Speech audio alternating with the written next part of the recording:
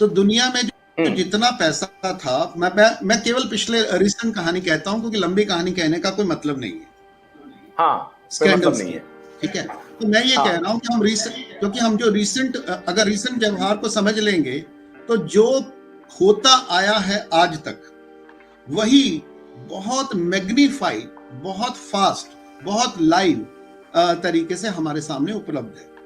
तो उसी को समझ के हम अपने पास का अनुमान लगा सकते हैं कि क्या क्या होता आया होगा, क्योंकि अभी आप और हम जो बात कर रहे हैं तो इसके परिणाम हमारे लिए देना संभव नहीं होगा क्योंकि परिणाम सब छुपाए गए हैं। तो हमें क्या करना पड़ेगा, जो घटनाक्रम चल रहा है उससे अनुमान लगाना पड़ेगा। Am I audible? तो अनुमान लगाने में ये कह रहा था कि दुनिया का जो सारा पैसा, जो मतलब $20 ट्रिलियन जो दुनिया की उस समय की 25% टोटल मनी सप्लाई था,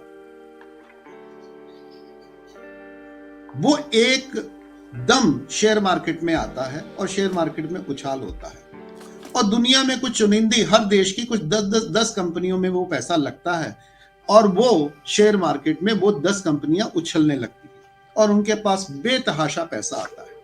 तो जैसे ही उनके शेयर उछलने लगते हैं तो हमारे देश के जो शेयर मार्केट में सट्टा खेलने वाले जो जुआरी हैं वो उसी कंपनी का शेयर, अपना जो पैसा उसमें लगाना लगते हैं। यानी बाहर से जो पैसा आया वो 10% आया, तो उसकी देखा देखी जो शेयर उछले तो भारत के लोगों ने, पाकिस्तान के लोगों ने, कनाडा के लोगों ने अपना पैसा उसमें लगाना शुरू कर दिया और इन चुनिंदा जो कंपनियों के ऊपर पैसे की बरसात होने लगी।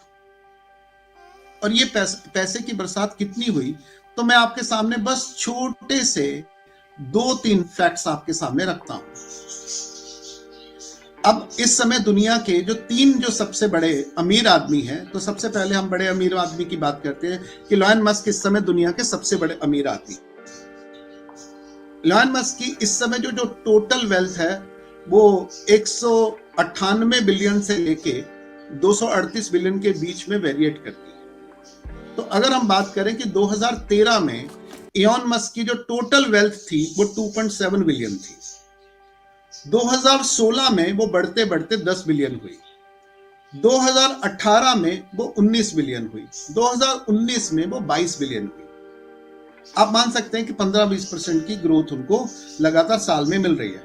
और 2020 में उनकी जो वेल्थ थी, इलॉन मस्क की जो टेस्ला कंपनी की जो वेल्थ थी वो 24.6 बिलियन है। आज 2 साल बाद वो कितनी है, वो 219 बिलियन है। आशुतोष भाई, कैन यू इमेजिन?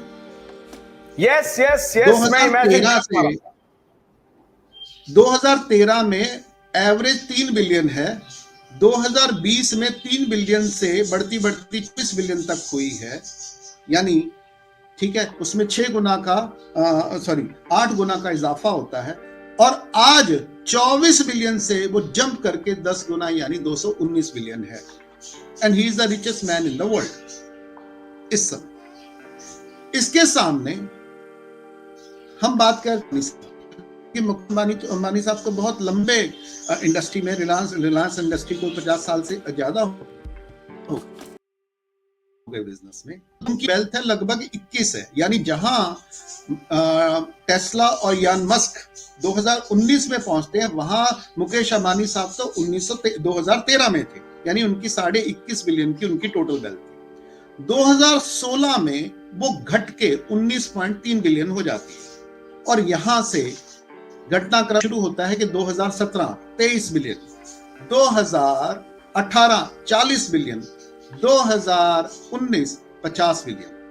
यहां से जैसे ही पेंडेमिक शुरू होता है उनकी वेल्थ में गिरावट आती है और वो 40 बिलियन से 36 बिलियन तक गिर जाती है।